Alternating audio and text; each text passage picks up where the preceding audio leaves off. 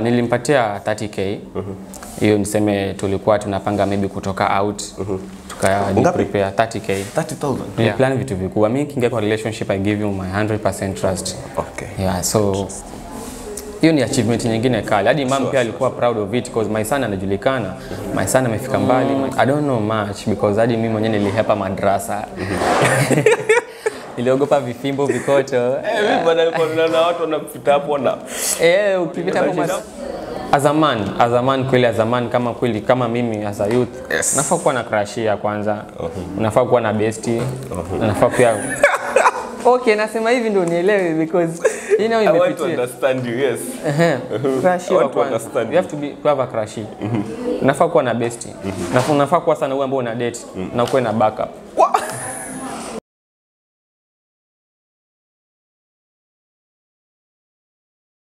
So hello guys, welcome back to my YouTube channel and I'm grateful for you selecting this video na nitashukuru sana ukiendelea kuwatch hadi mwisho. Get to learn, get to just listen out my friend na nimeshukuru sana amekubali to shoot interview. Mimi namjua kama Mr. Valentine's ICS, alichapa work ingine safi sana wakati wa modeling na kazi fiti sana. Apart from that namjua pia na kudance. Ana dancing vizuri sana. So nataka nimwachie opportunity tusikie kenye atatuambia na hopefully utakuwa inspired and all will be well. So niaje? Poa vipi? Kofiti. Fresh kabisa. Mimi niko fresh pia. Nashukuru. Kwa majina. Majina yangu mimi. Mimi naitwa Isa Juma. Niko hapa ICS, nafanya media department. I'm also a passionate model. They currently Mr. Valentine 2025-2026. I'm also training to be a dancer and I'm also an artist. Interesting. Yeah. Yoni poa sana. So umesema we ni Mr. Valentine's ICS. Yeah. How does it feel to be Mr. Valentine's ICS? Well, mimi hadi mwenyewe niko proud. I feel a big man and I feel niko juu. Na feel sijawahi fika hapa because it's first time nimefanya modeling and also nimeshtukia tu nimetajwa Isa Juma tag number 4 Mr. Valentine. Yeah, so nika feel I'm special like jina ni kubwa, I'm special. Jina ni kubwa. Yeah. Unatubebea wasichana wote hii shule. Imagine. Interesting. Yeah, that's all. Well, here I have a couple of questions that I'd love to ask you. I get to dig around your brain to wisdom yenye utakupatia more on the finances. So, ni pesa mob yenye ushashika ni pesa ngapi? Pesa mob. Nilishashika cash vizuri hapa kwangu. Nilishika 500k. 500? Yeah. Okay. But yangu ilikuwa ni hapo yangu ilikuwa ni 50k. Hiyo nyingine ilikuwa inaenda kwa mambo na kujenga nyumba. Yeah, yangu ilikuwa tu ni 50k, alafu ya wazazi ilikuwa ni 500k, but ambao nilikuwa nataka ku make sure nimeshika vizuri, ni yote nimeshika. Yeah. So when ulipata pressure ilikuwaje? Ama uko na pressure yote ile kio feeling ilikuwa? Okay, so it was first time kushika doka hiyo. Pressure ilikuwa kubwa because I understand 500k in my pockets. Nifanye nini chengine? Ama maybe 500 nikishika hivi niende nikanunue nini? Na yangu hapo ilikuwa ni 50k only. So because sikutaka ku upset mzazi eti nikimbia na pesa because maisha yenyewe ni fupi. Unakimbia na pesa, laana inakukuta, unarudi tena hapo hapo kwa mzazi. Sasa niko na tu niwapatie hiyo for 50k yao, nibaki na 50k yangu. Yeah. Au kutoroka nayo? Sikutoroka nayo but ungetoroka nayo? Ingebidi. So if 50k will get kuspend aje? Okay, then nili spend 50k. Okay, mimi niko na plans because vile maisha ni fupi about my future I have to gain for it. And also nimebuy kiwanja ya 20k and currently saizi I'm planning kujenga nyumba yangu tunikae kwangu. Yeah, because kiwanja si kubwa hivyo but ina fit kama ni kweli naleta msichana ndani ya nyumba ama mke kweli ina fit kweli mimi naweza kaa na msichana kwa nyumba. Yeah. Nice. And kiwanja umenunua na 20k? Yeah, 20k. Kwa wapi? Hapa tu Junda, sehemu za Mshomoroni. Kisauni huko kiingia. Interesting. Yani poa. So ni mistakes gani ushaifanya na pesa? Mistakes. Actually mistake ambayo nishaifanya ni kutrust Okay, nimwite maybe niseme X. Yeah, okay. Bora cheka. Okay, unajua kuna ile trust mtu maybe umemake ukasema huyu nimemtrust sana, sinaweza mpatia hii stuff ikakuwa doro kwake itatusaidia mbele, si ndio? Sure. Then unapata nilimpatia 30k. Hiyo niseme tulikuwa tunapanga maybe kutoka out. Prepare 30k. 30,000. Yeah. Okay. Actually sijumbo na shanga lakini mimi wana bet. Okay, so hiyo currently betting napataga odds, sure odds. Mpaka wenyewe wanasema mama mwenyewe anasema you can try better because in a day naweza pata 3k. Hiyo ni sure odds nimepata after betting na nimewin. Kama ni sure odds because sometimes pia odds pia zina fail. Yeah, so nikampatia 30k ndio tukaenjoy. But kufika huko kumbe aliona 30k afanye na mtu mwingine. Yeah. So kwangu mimi nikasema 30k sawa, nimeshika more than that. Haina haja niende 30k. Kama ameenda. And now what I was planning for her, she's really regretting it. Uko plan? Ni plan vitu vikubwa. Mimi kingia kwa relationship I give you my 100% trust. Okay. Yeah, so anytime ukisema eti unanicheat ama nikigundua unanicheat, mimi naachana na wewe. Because najua mbele utanirudia tu. Yeah, na make something itakufanya uwe na wivu. Uwe jealous paka unasema mbona nilimwacha huyu boys. Yeah. Yani poa. But 30,000 sio nyingi hivyo. Yo. I gotta pull up my socks. Well, okay, yani poa. So when we talk about money, what are some of the lessons that you've gotten to learn about money? Money haikai kwenye mfuko. Money haikai. Kama kweli hauna plans nayo. Okay. Kwa mfano unacheza chama. Unacheza chama ukushua maybe after 1 month, 2 months unapata pesa fulani, maybe nieke hiyo 30k. Unapata hiyo 30k. So you have to plan for it before iende because umepata 30k, mtu amejua inatokea ajali fulani eti uncle yako amemeza kijiko, so inatakikana 29k, 1k unabaki nayo, so inakuwa somewhere like unafaa unaipangia mapema ndio hata wajue kweli hata kama umepata hiyo ajali pole, lakini money nimeipangia. So ukishapata pesa haikai. Haikai for sure pesa haikai. So ni wewe ujipange vizuri kama unaamua kuvaa, ukiamua kung'ara. Na kwa wale for the men that I know, wale ambao wanajipanga vizuri, no need to show off. If you can do it, you can do it. Yeah. Interesting. Hiyo ni poa. Hope umelearn kitu. Let's go to the next area. There's more of achievements and challenges. So what are some of the challenges that you've gotten to encounter in your day-to-day life? Challenges na face? Okay, for me as a young man, challenges na face ni relationships. Maybe niseme actually now, okay, maybe niseme huyo mtu nilikuwa na date. Nimeingia kwa hiyo group yao. Then unapata watu wanakuchukia tu bure, as in huna amani. Yeah, in a relationship unafaa kuwa na amani, unafaa kutulia, but una find out na face many challenges hizo ongelea, as in they're just big. Yeah, that's all. Well, okay, apart from relationship wise, kwingine are there any other challenges na face? Okay, acha nikupeleke sasa kwa you being Mr. Valentine's ICS. So when it comes to kama modeling, so what are some of the challenges that you got to encounter and ikakupush towards your journey yako ya kuwa Mr. Valentine's ICS? Nilikuwa sina outfits by that time because me outfits zangu zilikuwa tu na hizi za youth, as in bro tunaenda sherehe navaa kama wasanii tunafika sherehe. But nilipoingia kwa mambo na industry ya modeling, nikaambiwa kuna casual outfits, kuna professional outfits, kuna hizi za categories ni mob hapo. So unapata hiyo time nimeingia, nishapanga hii do nienda sehemu fulani. Kwa nishapanga nikipata hii do inaenda sehemu fulani. Pesa inaingia hivi. Ile mipango naikata because nimeingia industry ya model, so naanza kutafuta outfits. Outfits afu mara kwanza ilikuwa sijui walking. Nimefanya kufunza walking, nikachukua time, ilichukua 3 weeks before niende event ya Mrs. Valentine. Yeah, ilikuwa 3 weeks najaribu kulearn walk. Public speaking pia ni shida. So afu pia unapata lakini ile speech ulipeana bwana hizi niambia public speaking ilikuwa shida. Kizungu kilikuja from nowhere ile time. Because unapata judges wanakuangalia pale then you say yeah this is right. Asa Kizungu ambacho kitakuja pale wewe unakiongelea but I'm sure me public speaking in English is Kiswahili nao niko sawa. Kiswahili nao uko sawa. But English niko zero. Yeah, so unapata pia unaambia boys uniambie public speaking na tuna compete na yeye. So nakwambia bro wewe sema tu hivi na hivi na hivi umemaliza uende. Cause yeye pia kuna yake ameficha ataka kuitoa pale mbele ionekane best. So nikapata nikapata netwaje support. Nilipata support kwa Leon Mr ICS currently na nikapata support kwa Miss Valentine 2024. Kwao because kwa Leon Mr ICS alikuwa ananiambia kuhusu walking. I have to walk better and also I have to talk more in English.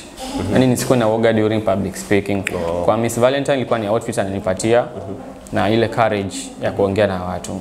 Sure. Yeah, ni poa. Interesting. So those were some of the challenges that you kupitia. So to shift up tuende kwa achievements.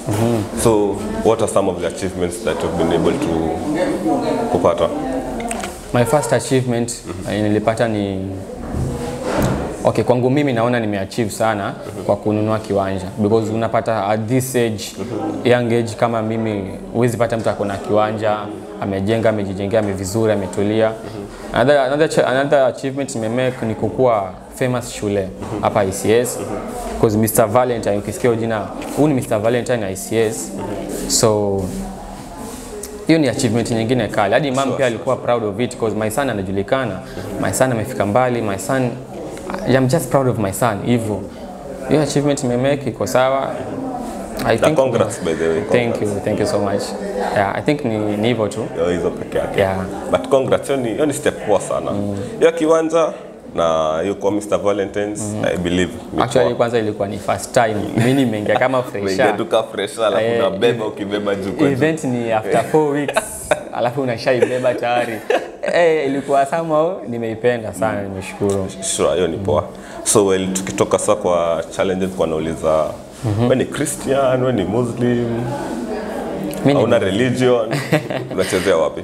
Mimi hapa ni Muslim. Isa Juma, by the name tayari utajua huyu ni Muslim. Umesema challenges ama umesema? Nilikuwa nataka kuja uko kwa religion gani? So for umeniambia wewe ni Muslim. Yeah. So nini unafurahia sana kwa Muslim about? I don't know much because hadi mimi mwenyewe nilihepa madrasa. Niliogopa vifimbo vikoto. Mimi bwana nilikuwa na watu wanapita hapo na ukipita hapo madrasa unasema so mimi nikasema siwezi vumilia nao kama ni kumjua Mungu nitajua tu kumuomba. Unapata unaambiwa sio Kiarabu. Wewe ni Mwafrika tena unasikiza Kiarabu. Akiingia kwenye kichwa unashangaa Al-Fatiha. Acha tosha tu hiyo na acha ikae. Na kusema vibaya pia. Fimbo. Imagine bana. Alif, B, T. Alafu kiendelea mbele. Ushakosea, umekosea, fimbo imekuakia moto. Unaambia ustadhi bana, nikasema nikaachana na hiyo story. Mambo na madrasa sijui, but what I'm proud of ni kwamba Muslims siwezi sema are better. Actually we are just the same as Christian. Japokuwa ni kwamba we pray to the same Lord, but in different ways. So what I'm proud of being as a Muslim, even a Christian is proud of being as a Christian. So we are just even. I just see myself same as the Christians, same as the pagans. Although pagans don't know God, or atheists, these are people that they don't believe in God, they just believe in history. Sure. Yeah, so I just see myself as even to other people. Interesting. Well, hiyo ni poa sana. So in regards to being a Muslim, so nasikia nyinyi huwa mnasoma Quran. Quran ama Quran, yeah. Quran, ni Quran. So ushaisoma? Unasoma? Labda tu ya Kiswahili. Ya Kiswahili. Yeah. Okay, so ni statements gani yenye ushaisoma hapo inakufurahishanga sana? Nilipeza cause Okay, statement hapo kwamba yeye ndio njia, yeye ndio hai, yani yeye ndio njia, yeye ndio uzima, yeye ndio ukweli. ambapo namongelea kuhusu Mwenyezi Mungu. Yeah, ukiangalia pia kwa Christianity pia ni I think nilisoma shule ya Kikristo Catholic. Hapo kwa shule nilikuwa nasoma ni Catholic. So unapata mimi nilikuwa na kila time Thursday unaenda mass, Sunday unaenda mass. So ili niingia kwenye kichwa mpaka nikashika hii John 14:6. Hiyo ndio verse nilishika tu kwa Wakristo. John 14:6 is the way, the truth and life. Yeah, so nilishika tu na hapo. Okay, in Old Testament na New Testament in the Bible, Old Testament inafanana kidogo na ya Waislamu. Quran, Bible kwa Old Testament inafanana kidogo na ya Waislamu. Hapo kwa New Testament unapata kuna kidogo mnagombana. Ya unapata Waislamu na Wakristo waelewani kwa New Testament. Because wanasema Isa ni Wakristo wanasema Yesu ni mwana wa Mungu. Then ukuja kwa Wakristo, Waislamu wanakuambia no, Yesu Mungu hakuwa na bibi, how comes anakuwa ana mtoto? Hapo ndo kuna kuaga na itilafu. Sasa hiyo sasa ingilia huko sababu utakuwa pia nakosea Wakristo, Waislamu pia nakosea. Yeah. Sawa. So on the topic tukimaliza story na Muslim, what are some of the challenges zenye you face being a Muslim? Ya kwanza kusoma Kiarabu. Mimi sijui Kiarabu. Unaambiwa usome Kiarabu basi unashangaa. Kiarabu hakikai kwenye kichwa. At least English, because nafundishwa English shuleni, Kiswahili shuleni, maths sawa. Hizo subjects tunazielewa, lakini hii lugha ya Kiarabu mimi sielewi lugha ya Kiarabu. Okay. Hata sometimes okay. Kwa Muslim kuna kufunga. Hiyo challenge nyingine ni ya pili, unapata nyumbani watu wametoka backgrounds zingine tofauti. Sasa unapata maybe rafiki yako kwao kuko kubaya, kwenu kuko kuzuri, afu ule wakati wa mfungo wa Ramadhan hawajapata ile iftari vizuri. Afu ile daku pia na rauka asubuhi, unafaa kupata daku, unafaa kufuturu na kupata daku ya asubuhi. Sasa ile kufuturu, daku ni chakula ya asubuhi. Ni ile ya kukesha, kwa mfano ile saa 10 asubuhi, 11, lakini isifike 12 kama bado hujachukua daku. 10 saa 11 asubuhi unashachukua, ndipo sasa ukesha ile chakula yote mpaka jioni saa 1 hivi ama 12:30 ndio unapata iftari. Sasa unafungua. Sasa unapata hizi backgrounds. Mimi niko sawa, nimepata daku na iftari, mwenzangu hajapata chochote. Sasa unapata wengi tu hawezi funga. Wanasema sawa, inafaa tufunge sababu imeandikwa, ndio tunafaa kufuata, lakini hatuna cha kutufaidisha kwenye huu mfungo. Tutafunga ndio, lakini iftari tunafaa kujiandaa, daku tunafaa kujiandaa. Maana ukiangalia bei ya maisha saa hizi hapa Kenya kumepanda juu. Sasa hiyo mimi kwangu hiyo ni challenge nyingine nimepitia sana kama best sana. Yeah. Okay. Interesting. So asante sana by the way. Nimeshukuru sana. So tukimalizia nilikuwa nataka nikuulize what are some of the challenges that you experience as a man yenye the female gender hawajui? Niongele hapa. Sema. Okay. As a man, challenge napitia ni kazi. Unaweza enda kwa ofisi ama maybe kwa radio station nasema unataka kazi. Ndio unapata yule jamaa anasema mimi siwezi kupatia kazi. But dem akikuja hapo anapoa kazi. Na nafasi iko, yeye anakuambia nafasi hakuna. Hii ni challenge number 1 because the different people in this world. Mwingine anaona huyu ni dem, naweza mkoteana hapa ni mtongozi nifanye hivi na hivi. Hivyo ndio akili yao ya kwanza. Ikija kwa boy kama unatafuta kazi, basi ni nyota yako ndio itakuongoza. Tengea hapo kwa Pastor Ezekiel. Tatafuta nyota ndio ikuongoze because as a man kweli relationships iko ya kwanza itakubother. Ya pili ni your job. Ya tatu ni the way how you live. Wenzako wana live vizuri, upo nataka hiyo life. So you have to strive for more to get more. Yeah, for relationships as a man kweli kama kweli kama mimi as a youth, nafaa kuwa na crush ya kwanza. Unafaa kuwa na bestie. Unafaa pia okay, nasema hivi ndio nielewe because you know I want to understand you. Yes. Crush ya kwanza. You have to have a crush. Unafaa kuwa na bestie. Unafaa kuwa sana wewe ambao una date na uko na backup. Unafaa kuwa na wanne maybe umejipanga nao. Siko baya lakini I want to understand. Unafaa kuwa na crush. Unafaa kuwa na bestie. Unafaa kuwa na main. Alafu unafaa kuwa pia na backup. Backup. Okay.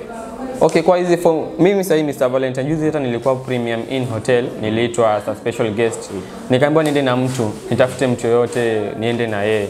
But unapata wasichana wako na ile wanakaziwa, hawezi toka usiku. So we have to niliita crush hakuja.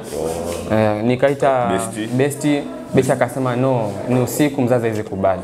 Kaita main akaniambia amechoka. So nikamwambia sawa basi kama vile umechoka wewe nenda.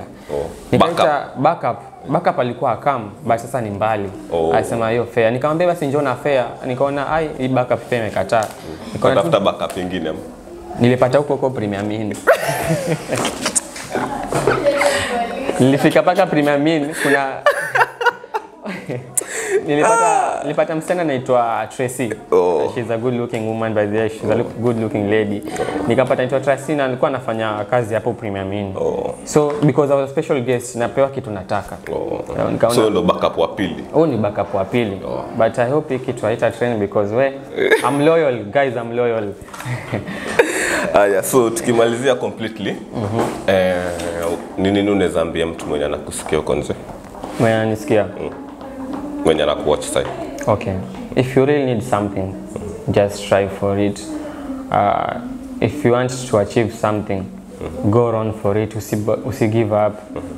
Hiyo ndio kitu mimi naweza sema. Alafu pia kwa relationship just be loyal. As a man, just be a looking good man. Hata kama life ni ngumu, jaribu. Sijakwambia uende Freemason ama ufanye nini. Hapana. Sijakwambia maybe uende Freemason ameshafungiwa mlango sasa. Imagine hadi shetani hana pesa. Sijakwambia uende kwa LGBTQ ndio usijue kwa gay ama kwa sijui transgender ufanye nini. No. Just kuwa na wewe moyo mmoja, believe in God. Atakufanikia mambo yote. For you, that's all. Okay. Thank you very much. I appreciate your time. Thank you. Na nimelearn vitu kadhaa. Na asante sana. Asante sana.